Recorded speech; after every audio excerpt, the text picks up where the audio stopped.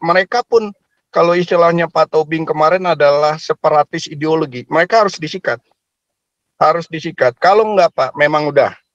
Ini yang kita lakukan ini suarakan sebenarnya kalau pemerintah.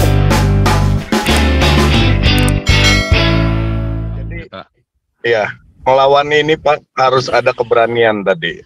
Keberanian. Semua harus keberanian dengan wawasan, bukan asal berani. Bahwa kita berperang untuk meraih hak kita, menuntut hak kita. Nah, jadi kalau kita bilang khilafah ini dia udah semakin merambah kemanapun, ya kan, di segala lini pemerintahan birokrat, bahkan sampai Hansip pun kita udah bisa lihat mereka semua. Nah, kita harus gaungkan bahwa kita bikin koalisi Pancasila versus khilafah nih Pak, harus, udah nggak bisa nggak. Bangsa Nusantara ini harus bersatu melawan bangsa Arab, itu udah mutlak. Karena mereka yang membodohi kita. Sampai campur rasun tadi jadi campur racun ya, kata si Rizik Syihab, itu nggak boleh lagi terjadi di suku-suku lain. Mereka ditolak di Dayak, itu harus ditolak beneran. Bukan kita tolak agamanya, Pak. Kita tolak ideologinya. Di dalam bernegara ini harus kita tolak. Sehingga Indonesia bisa selamat. Tapi ujung-ujungnya gimana? Kalau masjid ustadznya tetap mengajarkan hal itu lagi, itu nggak akan stop, regenerasi mereka akan jalan juga. Akhirnya kita muter aja kayak lingkaran setan. Jadi pemerintah ini memang harus tegas. Kembali lagi ke 18 Agustus 1945, jelas udah, nggak boleh keluar dari Pancasila. Kalau mereka keluar, ustadznya pun tangkep, nggak ada cerita. Nggak usah kita di framing seakan-akan kita lawan Islam, bukan. Kita lawan penjahat lah ya, dibilangnya apa itu mereka? Yang mencoba untuk mengganggu Pancasila. Bukan hanya PKI, mereka pun kalau istilahnya Pak Tobing kemarin adalah separatis ideologi. Mereka harus disikat. Harus disikat. Kalau enggak Pak, memang udah.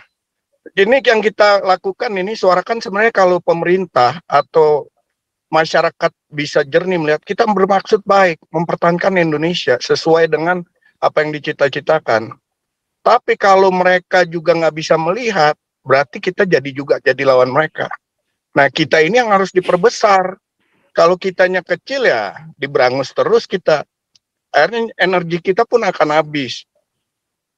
Akan selesai. Nah, itu dari sisi umum. Dari sisi pribadi, Pak, saya lihat pendeta-pendeta harus sadar. Ya kan? Berarti para pendeta ini, kalau kita bicara pribadi, agama kita di internal, berarti kalian ini udah gagal menginjili. Paling nggak membuka masyarakat umat kalian aja kalian udah gagal. Nah ini harus disuarakan terus juga ke dalam. Kita bukan bicara untuk menginjili keluar, ke dalam aja kita udah gagal, ya kan? Karena model-model yang kayak Om Gilo memperkaya diri itu kan akhirnya jadi menggeser jemaat kita ke Mamon.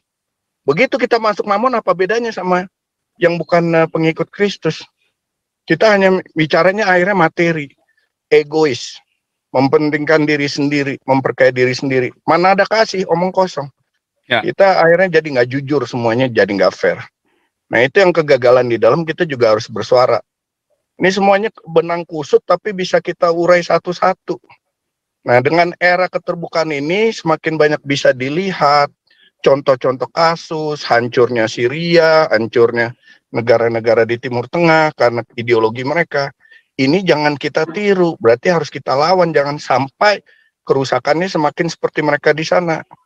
Nah mungkin begitu Pak Paul, jadi ya semua harus terbuka, harus berani, jangan takut lagi, jangan mau di framing, jangan mau nih. Mulainya memang dari kita sendiri. Kalau gereja saja tidak bisa melaksanakan Pancasila, gereja saja nggak bisa jujur. Jangan berharap kita mau kritik orang Islam. Iya, betul. Dan kita sendiri saya takut kok kita aja nggak berani ngomong Pancasila keras kok, tegak, nggak bisa, kamu salah.